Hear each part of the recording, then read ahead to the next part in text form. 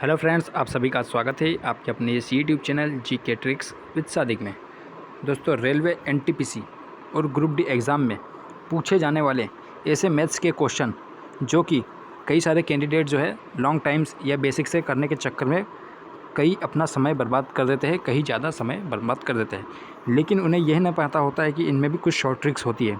तो हम जो है एनटीपीसी सीबीटी 1 में और ग्रुप डी में जो पूछे गए क्वेश्चन है, मतलब कि प्रीवियस क्वेश्चन 10+ इंपॉर्टेंट मैथ्स के क्वेश्चन लेके आए, जो कि आपको करवाएंगे हम ट्रिक से। ट्रिक के माध्यम से कराएंगे कि जहां आपको आज वो क्वेश्चन अगर आप 45 से 60 सेकंड में, मतलब लगभग 1 मिनट में करते हैं, तो वो यही क्वेश्चन ट्रिक्स देखने के बाद आप मात्र उन्हें 15 से 20 सेकंड में सॉल्व कर लेंगे। ऐसी हमारी पूरी कामनाएं रहेगी। तो चलिए दोस्तों, इस वीडियो का हमारे ये पार्ट 1 होगा। अगर आपको वीडियो पसंद आए, ट्रिक्स पसंद आए, तो हमें ज़रूर कमेंट में बताइएगा, ताकि हम आपके लिए पार्ट 2 भी इसका प्रोवाइड कर सकें। तो इंपॉर्टेंट क्वेश्चंस होंगे जो कि प्रीवियस एनटीपीसी 2021 में पूछे गए क्वेश्चन है और ग्रुप डी में भी पूछे गए क्वेश्चन है। तो चलिए दोस्तों, वीडियो को शुरू करते हैं।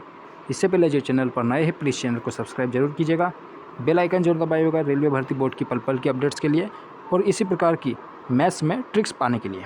तो चलिए दोस्तों, हम वीडियो को शुरू करते हैं।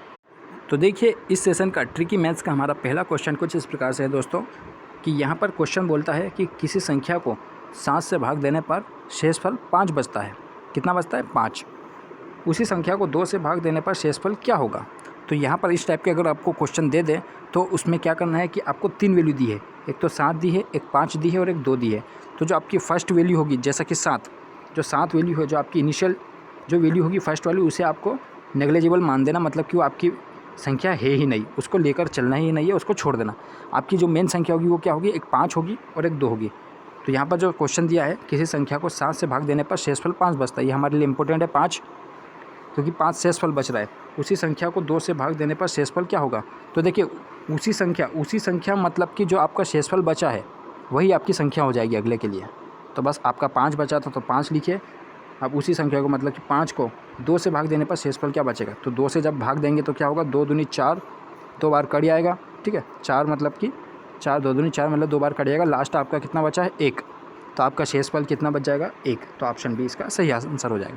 तो डायरेक्ट आपको मैं उम्मीद करता हूँ कि समझ में आएगा। कुछ नहीं है, बस ये है कि शेषफल 5 बचता है, मतलब 5 लिख दीजिए। उसी संख्या को, मतलब कि ये 5, ठीक है, 5 को 2 से भाग देंगे तो कितना है? 2 दूनी 4, बचेगा 1 शेषफल। तो आपका आंसर सही ऑप्शन 1 हो जाएगा, ऑप्शन बी, ठीक है। तो उम्मीद करता हूँ आपको समझ में आएगा। आगे बढ़ते हैं। अब उसी प्रकार से अगला क्वेश्चन है, वही पैटर्न पे मैंने एक और क्वेश्चन आपको प्रैक्टिस के लिए लिया है। यहाँ पर दिया है, किसी संख्या को 11 से भाग देने पर शेषफल 7 बचता है। हमारे लिए इंपॉर्टेंट है 7, ठीक है।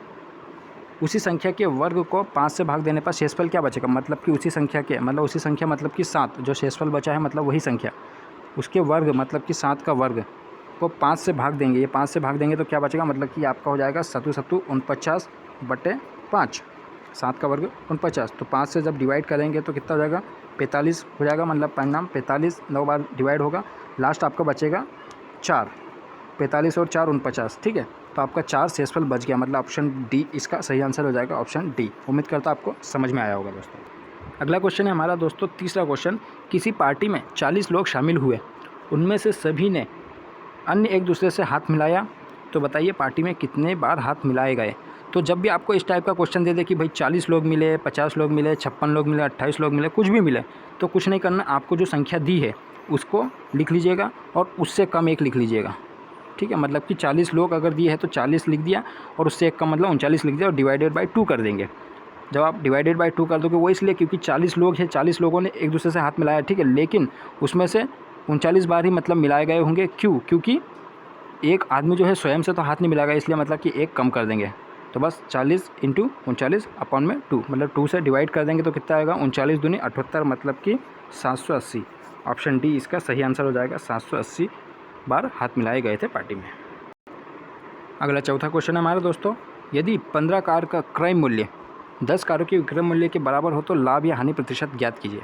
तो देखिए, 15 कार का क्रय मूल्य बोला, मतलब कि सीपी किसके बराबर है? 10 कारों के विक्रय मूल्य मतलब कि सेलिंग प्राइस के बराबर है। तो बस कुछ नहीं, ये इसको आपको काट देना है। 5 × 15, 5 दूनी 10, तो क्या हो जाएगा आपका?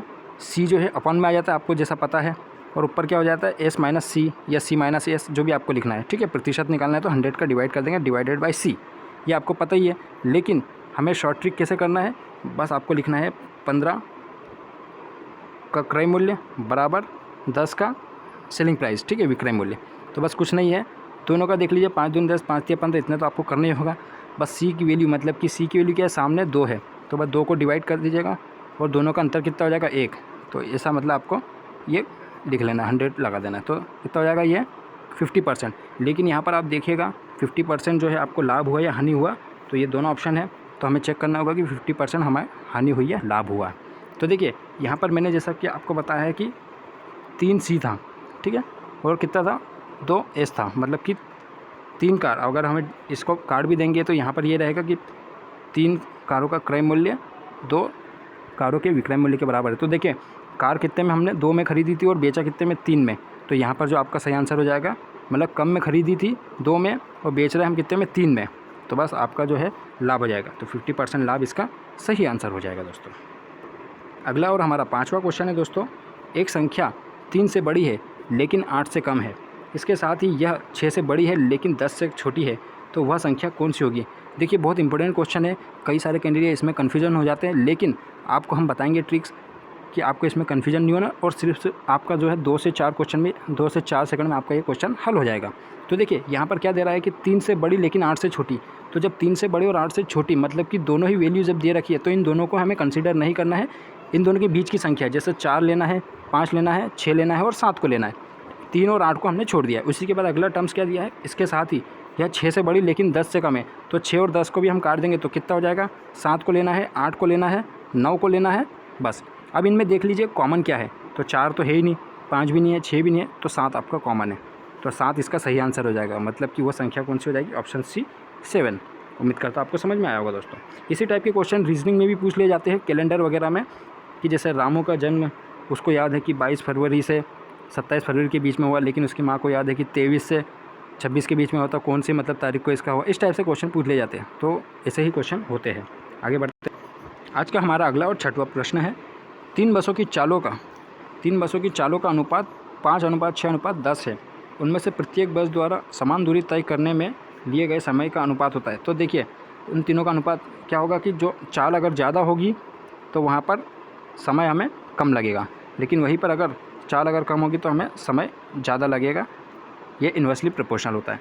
तो देखिए यहाँ पर इंपॉर्टेंट क्वेश्चन है कि 3 बसों की चालों का अनुपात कितना दिया है, 5:6:10 दिया है, मतलब कि इसको क्या कर देंगे, हमें समय निकालना, मतलब कि 1/t। अभी मैंने आपको बताया कि इन्वर्सली प्रोपोर्शनल होता है, तो 1/5 रेशियो 1/6 रेशियो 1/10। इसको जब हम सॉल्व करेंगे तो इसका एलसीएम कितना आएगा, 30 आएगा।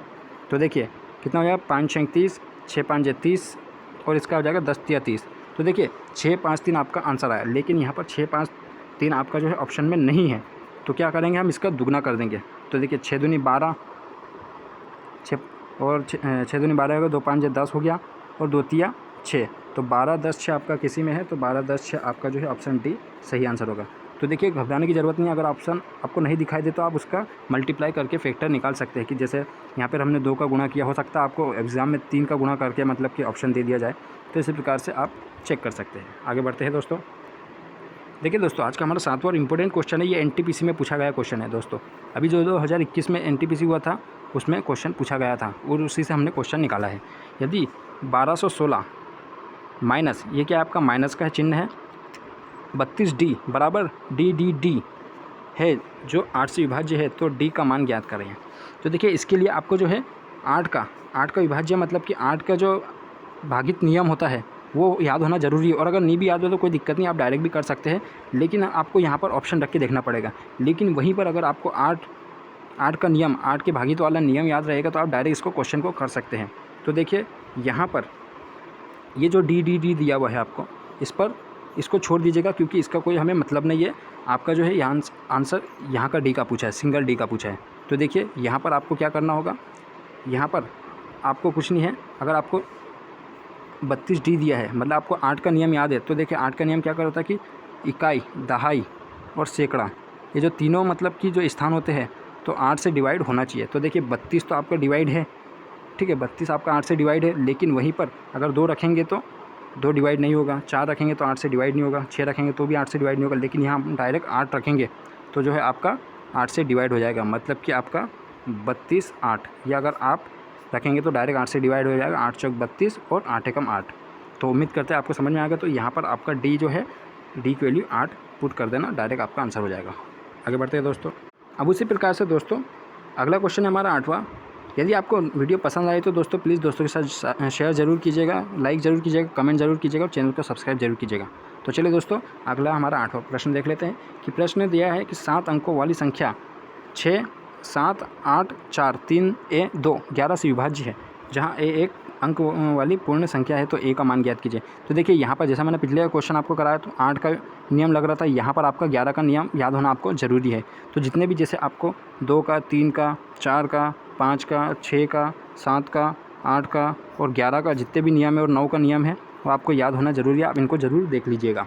तो चलिए दोस्तों इस क्वेश्चन को देख लेते हैं। तो 11 का नियम क्या कहता है कि आपकी कोई भी संख्या दी है उसको और उसके अंक छोड़, एक अंक छोड़ करके अगले स्थान की जो संख्या दी है, फिर एक अंक को छोड़ करके फिर अगले अंक जो संख्या दी है तो उसको आपको जोड़ना है और फिर जो बचे हुए एक एक छोड़कर स्थान आपने लिए थे उनको जोड़ लेना और उन दोनों का अंतर निकालना है। अंतर निकालने के बाद आपका या तो अंतर 0 आना चाहिए, 11 आना चाहिए। ये दोनों में से कुछ भी आए तो आपका जो है ये जो संख्या हो जाएगी 11 से डिवाइड हो जाएगी। तो देख लेते हैं हम इसको। हमारे पास संख्या है 6, 7, 8, 4, 3, ये आपका हो जाएगा A और ये आपका 2। तो हम यहाँ से चलेंगे, 2 से स्टार्ट करेंगे, 2 और 3 5, 8 5 13, 13 और 6 19। ठीक है, यहाँ आपका हो गया 19। और वहीं पर अब अगली संख्या हमने जैसा आपको बताया था एक अंक छोड़ करके, तो 7 4 11, ठीक है, और 11 प्लस A तो बराबर कितना है 11 धन A करेंगे। तो जब 11 को इधर लेके जाएंगे बराबर के तो 19 में से 11 घटाएंगे तो क्या आ जाएगा आपका 8। तो 8 किसकी वैल्यू आ गई A की, तो A की वैल्यू आपका आंसर D 8 जो है इसका सही आंसर आएगा। मतलब आप A की जगह 8 पुट करेंगे तो ये पूरी तरह 11 से डिवाइड हो जाएगा। उम्मीद करते हैं दोस्तों आपको समझ में आएगा। तो चलिए आगे बढ़ते हैं। अगला क्वेश्चन है बहुत ही इंपॉर्टेंट क्वेश्चन है। ऐसे क्वेश्चन जो है बहुत सारी शिफ्ट में देखे गए थे, एनटीपीसी में पूछे गए थे। तो देखिए ये क्वेश्चन जो है दिखने में खतरनाक होते हैं लेकिन बहुत ही ईजी क्वेश्चन होते हैं। तो देखिए यहाँ पर दिया है 2 to the power 20 मतलब कि 2 की घात 20 को 3 से डिवाइड किया जाता है तो शेषफल कितना बचेगा। तो देखिए यहाँ पर बहुत अच्छा क्वेश्चन है कि जब भी आपको अगर इस टाइप के क्वेश्चन दी है कि 2 की घात 20, 2 की घात 18 या फिर 2 की घात कुछ भी हो, 52 हो, XYZ कुछ भी हो, यदि आपका सम संख्या दी हो, मतलब घात में अगर सम संख्या दी है तो आपको 2 की घात 2 लिख लो या फिर 2 की घात 4 लिख लीजिए, मतलब आपको घात सम ही लेके चलनी है। ठीक है, उसी प्रकार से यदि आपको घात में जैसे 2 की घात 19 दिया है, 2 की घात 99 दिया है, 2 की घात 79 दिया है, 2 की घात 77 कुछ भी दिया है, तो आपको जो घात में अगर विषम संख्या दी है तो आपको 2 की घात भी विषम संख्या लेके चलना है। या तो 1 लीजिए या फिर 3 लीजिए या फिर 5 लेके चलिए, ऐसा आपको लेके चलना है। लेकिन यहाँ पर देखिए आपको क्या दिया है, 2 की घात 20 दिया है, तो आप जब इसको 3 से डिवाइड करेंगे, जैसा मैंने आपको बताया कि घात में अगर इवन संख्या दी है तो कितना हो जाएगा, या तो हम 2 की घात 2 को लेके चलेंगे या 2 की घात 4 को लेके चलेंगे या 2 की घात 6 को लेके चलेंगे, मतलब इवन संख्या को ही लेके चलेंगे। तो हम यहाँ पर 2 की घात 2 को लेके चलेंगे तो कितना हो जाएगा, 2 की घात 4, 2 की घात 2 मतलब कि 4 हो जाएगा। इसको कितने 3 से डिवाइड करेंगे तो कितना आ जाएगा, 3 से जब डिवाइड करेंगे तो 3 एकम 3, तो बचेगा शेषफल कितना 1। तो इसका सही आंसर हो जाएगा ऑप्शन डी, शेषफल 1 बचेगा। वहीं पर अगर मैं आपको यहीं पर अगर 2 की घात 4 लेके भी करवाऊँ तो कितना हो जाएगा, 2 2 2 हम 2 की घात 4 मतलब कि 2 को 4 बार गुणा कर देंगे तो 2 दूनी 4 दूनी 8 दूनी 16, ठीक है, मतलब 16 हो गया। तो 16 को जब 3 से डिवाइड करेंगे तो कितना होगा, 3 5 15, ठीक है, 3 5 15 मतलब कि फिर बचा 1, तो एक शेषफल बच गया। तो मतलब वहीं पर भी आपका आंसर ऑप्शन डी मतलब कि 1 ही आएगा। तो आप इस प्रकार से इसको कर सकते हैं। विषम संख्या वाला भी मैंने आपको बता दिया है। तो आगे बढ़ते हैं दोस्तों। इसी प्रकार से आगे आज का हमारा लास्ट प्रश्न है 27 सहित 3/4 व्यंजक क्या दे रहा है, 27 सहित 3/4 का शेषफल क्या होगा। तो देखिए दोस्तों इस टाइप के क्वेश्चन क्या है, कई सारे कैंडिडेट अपना समय बर्बाद करते हैं और क्या करने लग जाते हैं कि इसका इसमें गुणा करते हैं और फिर इसको इसमें जोड़ करके फिर उसको 4 से डिवाइड करेंगे, फिर आप शेषफल निकालोगे। लेकिन कुछ नहीं है, आपको इस टाइप के क्वेश्चन देख करके पल भर में आपका सिर्फ 2 सेकंड में आपका आंसर आ जाएगा कि अगर आप इस पर ध्यान देंगे तो आपको इतना सारा सोल्व करने की ज़रूरत नहीं हो, फिर उसके बाद 4 से डिवाइड दे करके फिर शेषफल निकालने की ज़रूरत नहीं है। जो आपका 27 सहित 3/4 जो ये वैल्यू दी है, जो आपका ऊपर का रहता है वही आपका जो है शेषफल कहलाता है। तो जो 3/4 में जो 3 दिया है वही आपका शेषफल है। आप अगर इसको सॉल्व भी करके देखेंगे, अपना टाइम वेस्ट करके देखेंगे तो आपको जो है सही आंसर लास्ट में शेषफल यही मिलेगा, 3 ही मिलेगा। इसलिए आप इन सब जोड़ने घटाने पर ना जाकर के डायरेक्ट अपना जो ऊपर दिया है अंश में जो दिया है आपको डायरेक्ट उसी को मतलब कि शेषफल मानना है और आंसर सही कर देना। मतलब ऑप्शन बी इसका सही आंसर हो जाएगा 3। उम्मीद करते हैं आपको दोस्तों समझ में आएगा। आगे बढ़ते हैं। आज के हमारा 11वां प्रश्न है जो कि आपको होमवर्क में करना है, मतलब कि आप जो है इसका आंसर, सही आंसर जो आपको सॉल्व करके कमेंट बॉक्स में कमेंट करना है। तो क्वेश्चन कुछ इस प्रकार से दोस्तों, यदि 20 वस्तुओं का क्रय मूल्य 50 वस्तुओं के विक्रय मूल्य के बराबर है तो लाभ या हानि प्रतिशत ज्ञात कीजिए। मैंने आपको पिछली वीडियो में पिछले ही क्वेश्चन में बताया था, अभी लास्ट टाइम में मतलब तीसरा या चौथा क्वेश्चन आया था तो हमने उसमें भी इसको सॉल्व किया था। तो इसको आप ज़रूर कीजिएगा और इसका जो सही आंसर है वो कमेंट बॉक्स में करके बताइएगा। तो चलिए दोस्तों, उम्मीद करते हैं आपको वीडियो पसंद आया होगा। दोस्तों के साथ इस वीडियो को ज़्यादा से ज़्यादा शेयर कीजिएगा। यदि आपको वीडियो पसंद आए तो प्लीज़ कमेंट करके ज़रूर बताइएगा, ताकि हम आपके लिए जल्द से जल्द पार्ट 2 भी इसका प्रोवाइड कर सकें। तो चलिए दोस्तों, मिलते हैं अगली वीडियो में, तब तक के लिए अपना ख्याल रखिए। Okay bye.